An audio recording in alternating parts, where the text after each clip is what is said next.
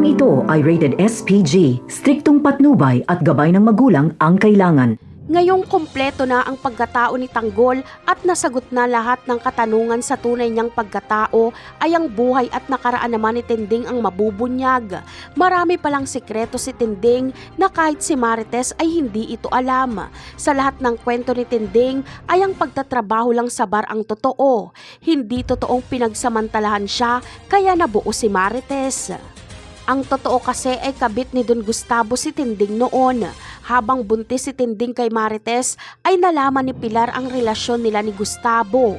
Kaya plinano ni Pilar na patayin si Tinding bago pa malaman ng publiko na nabuntis ito ni Don Gustavo. Masisira kasi sila sa mga tao. Kaya ang ginawa ni Tinding ay nagtago na lang at hindi na nagpakita pa kay Gustavo kailanman. Nagawa ni Tinding na isikreto ang lahat kay Marites para na rin sa kanilang kaligtasan. Ngunit walang makakapigil sa paglabas ng katotohanan dahil sa simbahan mismo ng Quiapo makikita ng mga gerero si Tinding. Agad natatakbo si Tinding para magtago pero huli na dahil nakita at nakilala siya ni Pilar. Ikakagulat ng lahat ang revelasyon sa nakaraan ni Tinding. Kapag makita ni Gustavo si Tinding ay sigurado nga hanapin niya dito ang anak nilang si Marites.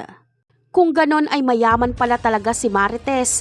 Yun nga lang ay kahit kilalanin pa siyang anak ni Don Gustavo ay hindi naman siya tatanggapin ni Olivia at Roberto bilang kapatid.